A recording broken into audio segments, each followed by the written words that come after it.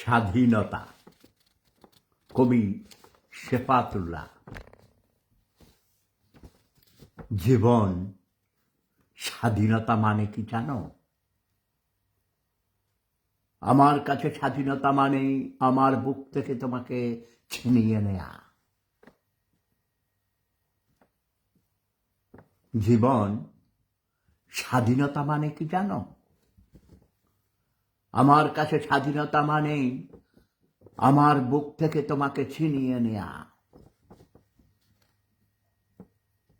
স্বাধীনতা মানে লক্ষ কোটি প্রাণের আর্তনাদ।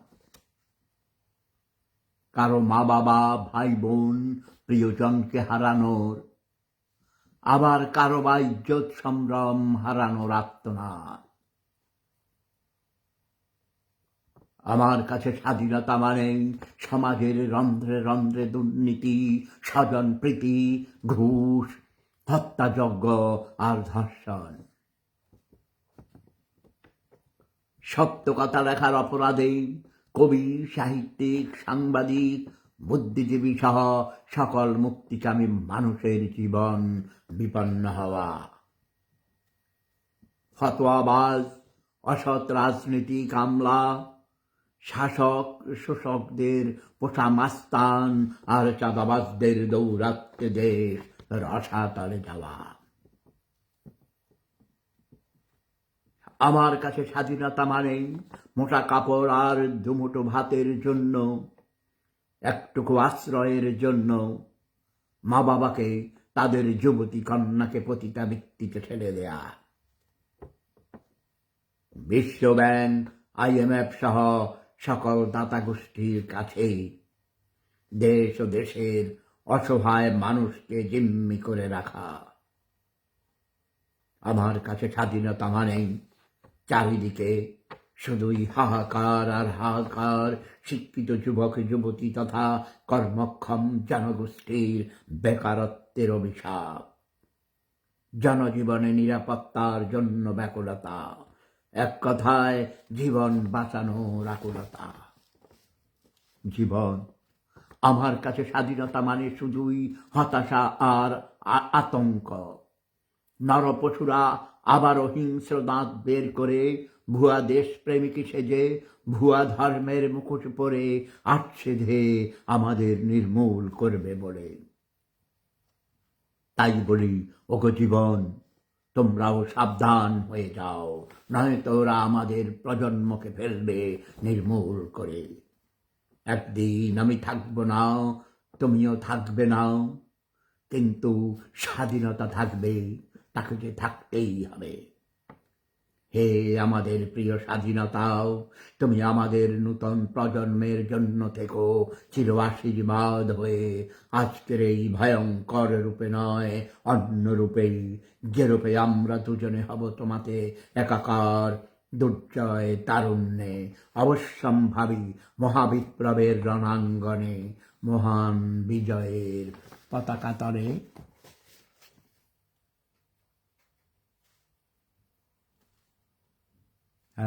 এর মধ্যে অনেকেই এসেছেন, সবাইকে শুভেচ্ছা, স্বাগতম। আশা করি আমার এই কবিতাটি আপনাদের কাছে অনেক ভালো লেগেছে। এই কবিতাটা লিখেছি আমি 1972 সালের শেষের দিকে। দেশ স্বাধীন হওয়ার পরেই আমি দেখেছি চারিদিকে হাহাকার আর হাহাকার, দুর্নীতি, স্বজনপ্রীতি, অত্যাচার, জুলুম, নির্যাতন, নিষ্পেষণ, ধর্ষণ, সীমাহীন অরাজকতা। যে অবস্থা দেখছি এখনো, সে অবস্থার কোনো উন্নতি হয়নি। হয়েছিল কিছু সময়ের জন্য প্রয়াত প্রেসিডেন্ট এরশাদের সময়ে।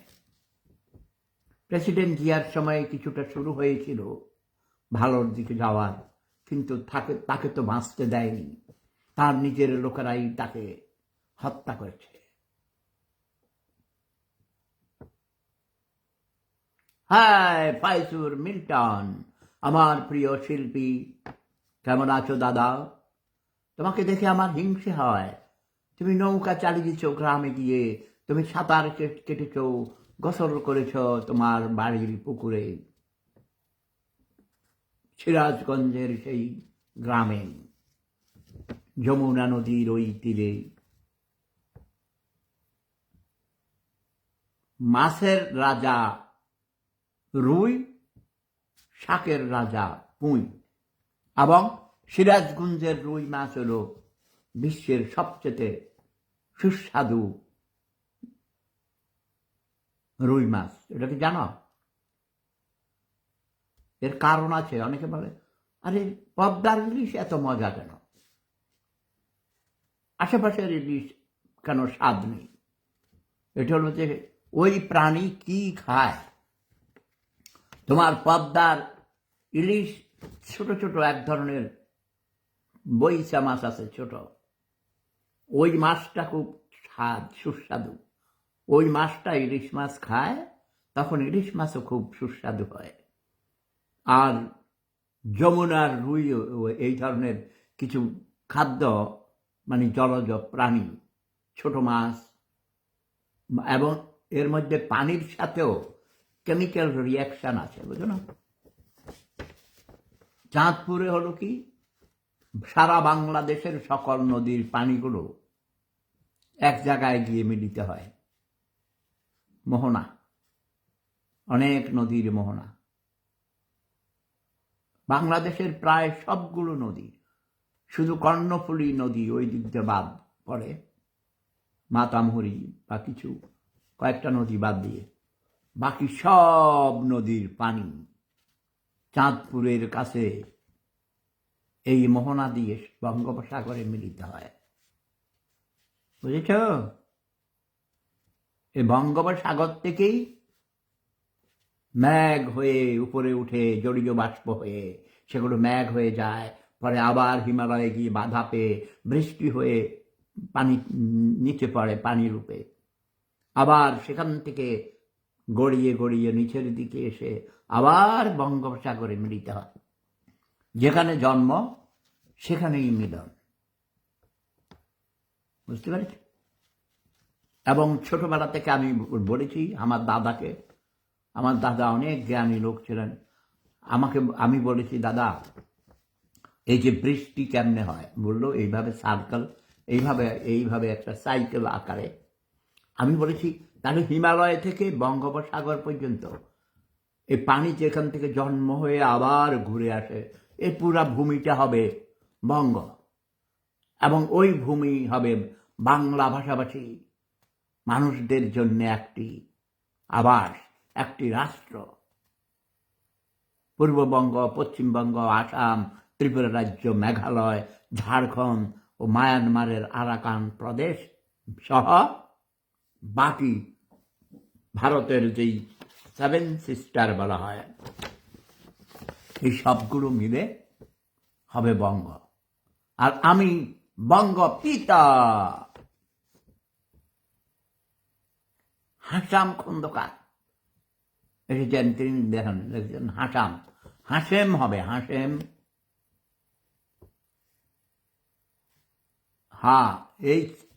HASHEM, হাসেম খন্দকার, ঠিক আছে বানান। আর শেফুদার জায়গায় শেফুদা না লিখে সফুদা লিখেছেন, ঠিক মতো বানান লেখো। আমি পণ্ডিত মানুষ, আমি মাস্টার, ওকে? এবার দেখেছ গতকালকে আমাদের বঙ্গভবনে মহামান্য রাষ্ট্রপতি একজন শিক্ষক ঢাকা কলেজে শিক্ষকতা করেছেন, ঢাকা বিশ্ববিদ্যালয়ের অর্থনীতি বিভাগের ছাত্র ছিলেন, অত্যন্ত মেধাবী, সজ্জন, ভদ্র রাজনীতিবিদ হিসেবে তাকে সবাই জানে। জনাব ফখরুল ইসলাম আলমগীর সাহেব আমাদের মহামান্য রাষ্ট্রপতি হয়েছেন, তাকে স্বাগতম, শুভেচ্ছা জানাই। তিনি একজন প্রকৃত মুক্তিযোদ্ধা ছিলেন। মুক্তিযোদ্ধা ছিলেন কি, মুক্তিযোদ্ধা সবসময় মুক্তিযোদ্ধা। আমিও মুক্তিযুদ্ধের অন্যতম সংগঠক মুক্তিযোদ্ধা। আমিও একজন শিক্ষক, তিনিও একজন মুক্তিযোদ্ধা এবং শিক্ষক। আমাদের মধ্যে অনেক মিল আছে বিভিন্ন বিষয়ে।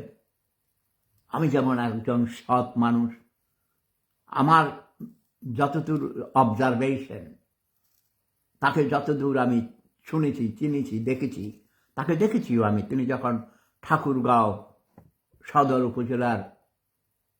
উপজেলার চেয়ারম্যান ছিলেন, তার বাবা মন্ত্রী ছিলেন। যদিও তার বাবা মহান মুক্তিযুদ্ধের বিরোধিতা করেছে, যারা মুসলিম লীগ করেছে এদের অনেকেই মুক্তিযুদ্ধের বিরোধিতা করেছে। আমার পরিবারও, আমার এক নানা ভাই ছিলেন এমএলএ, ডক্টর, আচ্ছা নাম নাই বলি, তাই না? তোমরা আবার খুঁজে যায় একেবারে, এই বেটা রাজাকার ছিল। তিনি রাজাকার ছিলেন না, তিনি এমএলএ ছিলেন, মুক্তিযুদ্ধের বিরোধিতা করেননি। কিন্তু ধরে নিয়েছে মুসলিম লীগ করেছে, যেহেতু মুসলিম লীগের এমএলএ ছিল, সেহেতু তিনিও রাজাকার ছিলেন। মানে রাজাকার শব্দটাকে যাকে তাকে রাজাকার, আওয়ামী লীগ না করলেই বলে রাজাকার, এরকম আছে, অনেকেই বলে।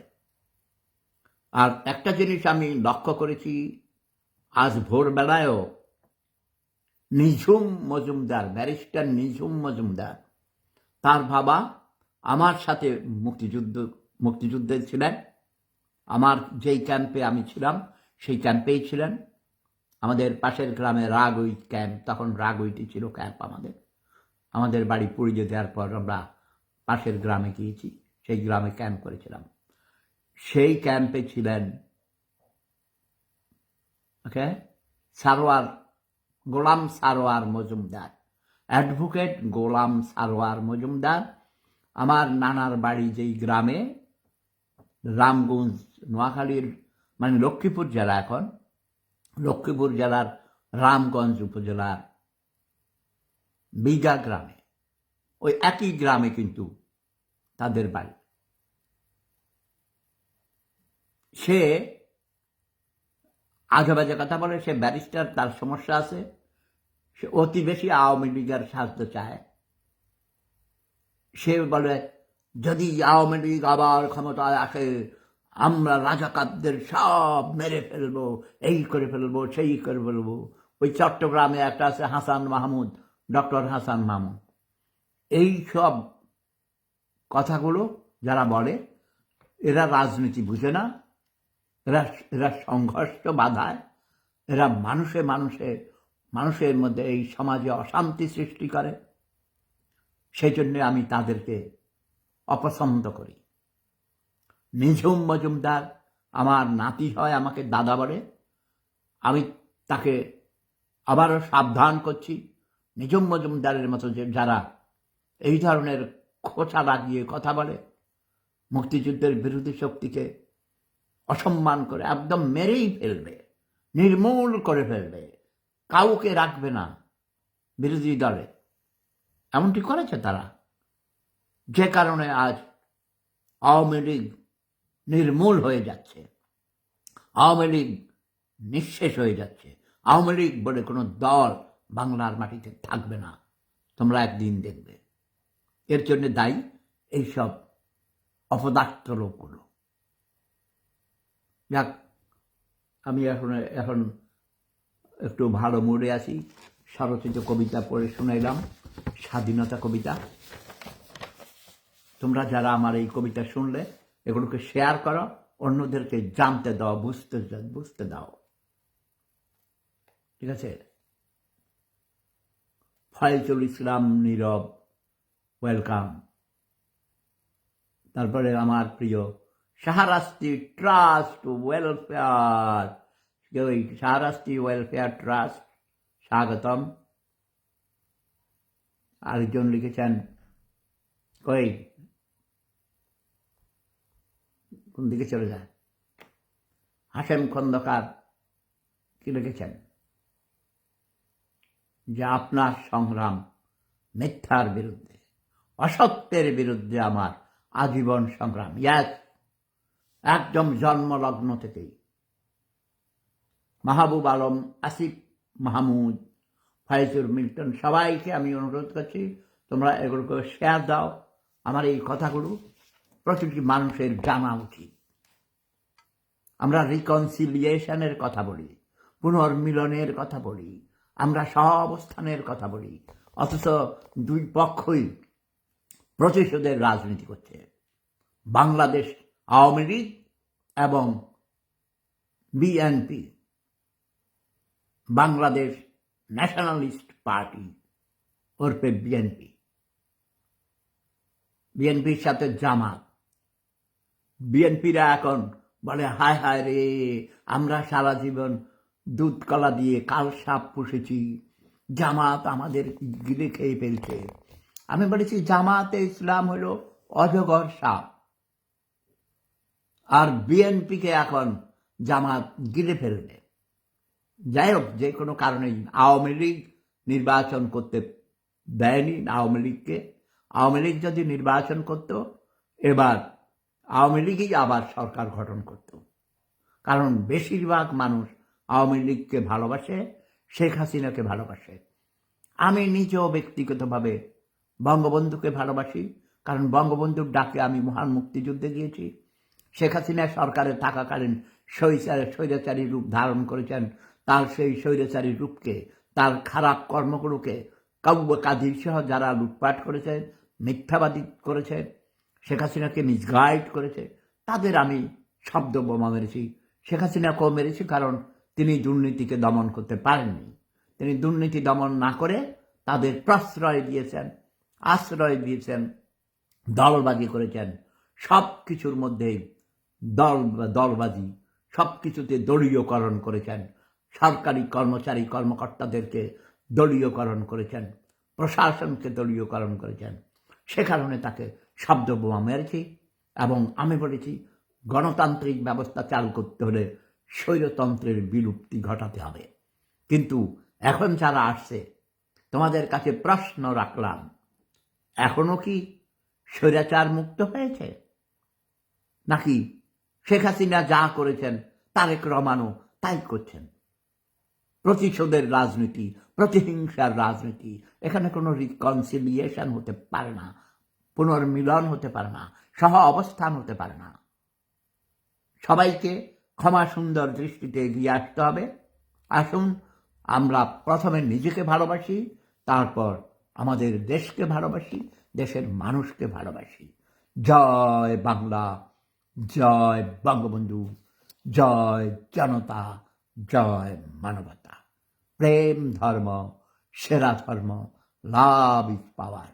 আমি সত্যকে সত্য বলি, মিথ্যাকে মিথ্যা, দিনকে দিন এবং রাতকে রাত, কালোকে কালো আর আলোকে আলো বলি। ওকে, সবাই আসুন সত্য প্রতিষ্ঠা করি। মিথ্যা হলো পাপের মা। যে সমাজে প্রতিটি মানুষ, শতভাগ মানুষ মিথ্যা কথা বলে, এমন দেশ পৃথিবীতে আর আছে কিনা আমি জানি না। বাংলাদেশের মানুষ শতকরা ৯৯% মানুষ মিথ্যা কথা বলে, গায়ের দুধের মধ্যে পানি মিশায়, ওজনে কম দেয়, আবার ধার্মিক সাজে, ধর্ম মারায়, সাদা দাড়ি, কপালের কালো দাগ, তারপরে আবার সবুজ টুপি কম মানুষই পরে। সবাই সবুজ টুপি পরবা তোমরা, ওকে? আমাদের প্রিয় নবী হযরত মুহাম্মদ মুস্তাফা সাল্লাল্লাহু আলাইহি ওয়াসাল্লামের প্রিয় রং ছিল সবুজ। আমার প্রিয় রং সবুজ। সবাই ভালো থাকুন, সুস্থ থাকুন। জয় বাংলা, জয় জনতা, জয় মানবতা। আমি বলবো জয় বঙ্গ, ওকে? যে বঙ্গের কথা বলেছি, হিমালয় থেকে সমুদ্র, আর সমুদ্র হিমাচল, হিমালয় থেকে বঙ্গোপসাগর পর্যন্ত পুরাটা হবে বঙ্গ, আর আমি বঙ্গ পিতা। জয় বঙ্গ, জয় মানবতা, জয় জনতা।